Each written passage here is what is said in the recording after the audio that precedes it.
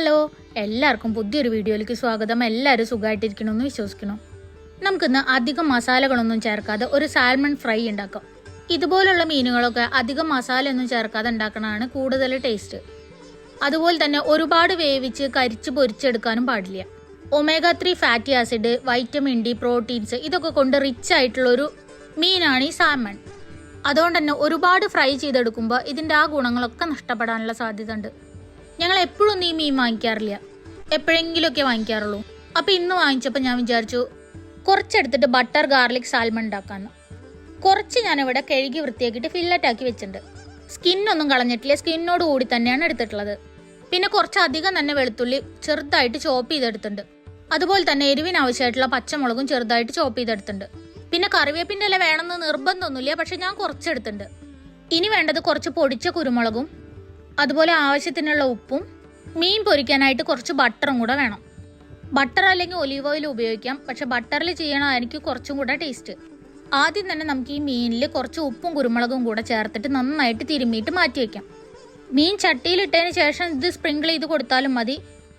പക്ഷെ അങ്ങനെ ചെയ്യുമ്പോൾ ഉപ്പ് പിടിച്ചില്ലെങ്കിലോ എന്ന് വിചാരിച്ചിട്ടാണ് ഞാൻ ഇങ്ങനെ തന്നെ ആദ്യം ചെയ്യണത്. ഇനി ഇത് കുറച്ച് സമയം ഇവിടെ ഇരിക്കട്ടെ.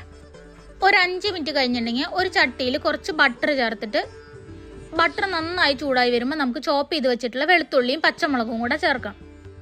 വെളുത്തുള്ളിയും പച്ചമുളകും അതിൻ്റെ ആ ഒരു റോ ടേസ്റ്റ് മാറുന്നവരെ നമുക്ക് ഈ ബട്ടറിലിട്ടിട്ട് നന്നായിട്ടൊന്ന് മൂപ്പിച്ചെടുക്കാം.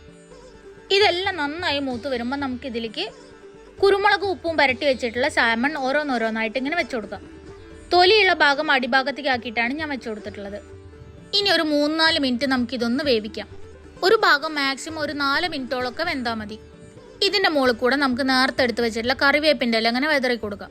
ശരിക്കും ഇതിൽ റോസ്മേരി അല്ലെങ്കിൽ തൈമ് പോലെയുള്ള ഹെർബ്സ് ആണ് ഉപയോഗിക്കാറ്. നമ്മൾ മലയാളികളല്ലേ, അപ്പോൾ നമുക്ക് എപ്പോഴും അവൈലബിൾ ആയിട്ടുള്ളത് ഈ കറിവേപ്പിൻ്റെ ഇലയൊക്കെ തന്നെയാണ്. അതുകൊണ്ട് തന്നെ നമുക്ക് ഈ റോസ്മേരി തൈമൊന്നും വേണമെന്ന് ഒരു നിർബന്ധമില്ല. നമ്മളുടെ കയ്യിലുള്ളത് വെച്ചിട്ട് നല്ല ടേസ്റ്റ് ആയിട്ട് എങ്ങനെ ഫുഡ് ഉണ്ടാക്കുക എന്നുള്ളതാണ് നമ്മുടെ ടാർഗറ്റ്. ഇപ്പം മീനിൻ്റെ ഒരു ഭാഗം 3-4 മിനിറ്റ് വേവിച്ചെടുത്തിട്ടുണ്ട്.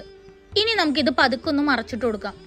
ഇത് നല്ല സോഫ്റ്റ് ആയിട്ടുള്ള ഒരു മീനാണ്, അതുകൊണ്ട് തിരിച്ചിട്ട് കൊടുക്കുമ്പോൾ സൂക്ഷിച്ചിട്ട് വേണം ചെയ്യാൻ, ഇല്ലെങ്കിൽ മീനാകെ പൊടിഞ്ഞു പോകും. മീനെല്ലാം തിരിച്ചിട്ട് കഴിഞ്ഞാൽ അതിൻ്റെ മുകളിൽ നമുക്ക് കുറച്ച് ബട്ടർ ഇടാം. ഇനി ഈ ഭാഗം കൂടെ ഒരു 2-3 മിനിറ്റും കൂടെ വെന്ത് കഴിഞ്ഞാൽ നമ്മുടെ ബട്ടർ ഗാർലിക് സാൽമൺ ഇവിടെ റെഡിയായി. ഇപ്പം മീൻ ഇവിടെ നന്നായി വെന്ത് വന്നു. ഇനി നമുക്കിതൊന്ന് പ്ലേറ്റ് ചെയ്യാം. ഒരു നല്ല അടിപൊളി പ്ലേറ്റ് എടുത്തിട്ട് ഈ മീൻ കഷ്ണങ്ങൾ ഓരോന്നോരോന്നായിട്ട് നമുക്കിങ്ങനെ അറേഞ്ച് ചെയ്ത് വെക്കാം. എല്ലാം അറേഞ്ച് ചെയ്ത് വെച്ചതിന് ശേഷം നമ്മളെ ചട്ടിയിൽ ബാക്കി വന്നിട്ടുള്ള ആ ബട്ടറും വെളുത്തുള്ളിയും പച്ചമുളകും കുരുമുളകൊക്കെ കൂടിയിട്ടുള്ള ആ സോസ് പോലുള്ള ഒരു സംഭവം ഈ മീനിൻ്റെ മുകളിൽ നമുക്ക് ഇങ്ങനെ ചെറുതായിട്ട് ഒഴിച്ചു കൊടുക്കാം. ഇങ്ങനെ പ്ലേറ്റ് ചെയ്തിട്ട് കാണുമ്പോൾ തന്നെ കഴിക്കാൻ തോന്നും. വളരെ കുറച്ച് സമയമല്ലേ എടുത്തിട്ടുള്ളൂ. ഈ മീൻ വെന്തുണ്ടാവുമോ എന്നുള്ള സംശയമൊന്നും വേണ്ട, നന്നായി വെന്തുണ്ട്. അപ്പോൾ ഇനി സാൽമൺ കിട്ടുമ്പോൾ ഇതുപോലൊന്ന് ട്രൈ ചെയ്ത് നോക്കൂ. വീഡിയോ ഇഷ്ടപ്പെട്ടിട്ടുണ്ടെങ്കിൽ ലൈക്ക് ചെയ്യാനും ഷെയർ ചെയ്യാനും കമൻറ്റ് ചെയ്യാനും സബ്സ്ക്രൈബ് ചെയ്തിട്ട് സപ്പോർട്ട് ചെയ്യാനും മറക്കരുത്. അപ്പോൾ ഇനി പുതിയൊരു വീഡിയോയിൽ വീണ്ടും കാണുന്നവരെ ബൈ.